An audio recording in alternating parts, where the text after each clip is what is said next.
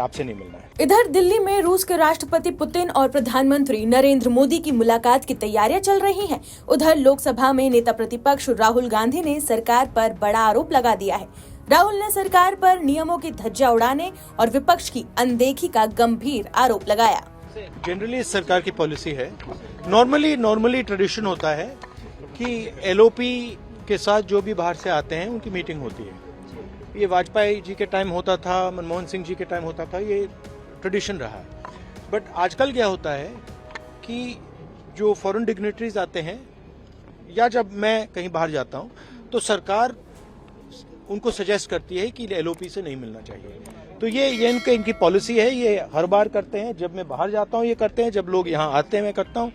हमें मैसेज मिलता है कि हमें बताया गया है कि सरकार हमसे कहती है कि आपसे नहीं मिलना है। दरअसल विदेश से आने वाले मेहमानों का राष्ट्रपति भवन में औपचारिक स्वागत होता है। इसमें देश की बड़ी हस्तियों को शिरकत करने का न्योता मिलता है।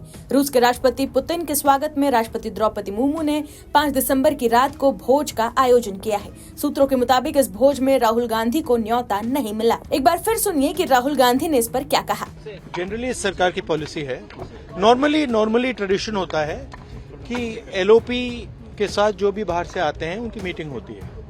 ये वाजपेयी जी के टाइम होता था, मनमोहन सिंह जी के टाइम होता था, ये ट्रेडिशन रहा है।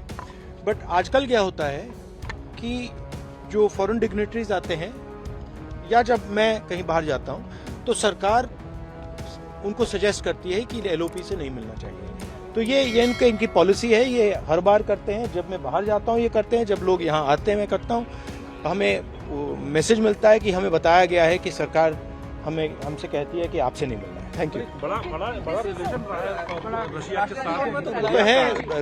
रिलेशन देखिए, रिलेशन तो सबके साथ है। राहुल गांधी ने कहा है कि हिंदुस्तान का प्रतिनिधित्व हम भी करते हैं, सिर्फ सरकार नहीं करती। सरकार नहीं चाहती कि विपक्ष के लोग बाहर के लोगों से मिले। उन्होंने दावा किया कि ये परंपरा है, लेकिन मोदी जी इसका पालन नहीं कर रहे। विदेश मंत्रालय पालन नहीं कर रहा, ये उनकी असुरक्षा की भावना है। राहुल गांधी ने इसे परंपरा तोड़ने वाला और सरकार की असुरक्षा की भावना से जोड़ दिया। उधर राहुल गांधी के बाद प्रियंका गांधी ने भी सरकार पर निशाना साधते हुए कहा कि इस तरह के फैसले से दुनिया में भारत के लोकतंत्र की छवि खराब हो रही है। भगवान जाने किस बात का डर। लोकतंत्र में हर जने को अपनी बात कहने का मौका मिलना चाहिए और चर्चा होनी चाहिए और फिर एक्शन लेना चाहिए।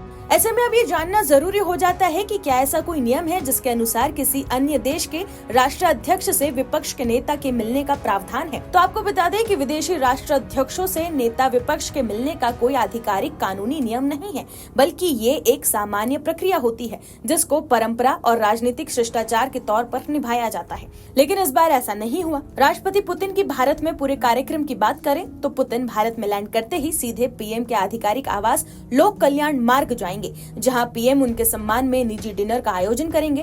पुतिन के साथ रूसी विदेश मंत्री और अन्य वरिष्ठ अधिकारी भी इस डिनर में शामिल होंगे। यात्रा का दूसरा दिन यानी कि 5 दिसंबर को सबसे खास होगा। इस दिन 11 बजे राष्ट्रपति भवन में त्रिसेवा गार्ड ऑफ ऑनर के साथ पुतिन का औपचारिक स्वागत होगा। इसके बाद भारत रूस शिखर वार्ता होगी। सुबह ही पुतिन राजघाट भी जाएंगे। दोपहर में पीएम मोदी हैदराबाद हाउस में पुतिन और उनके प्रतिनिधि मंडल की खाने की मेज पर मेजबानी करेंगे।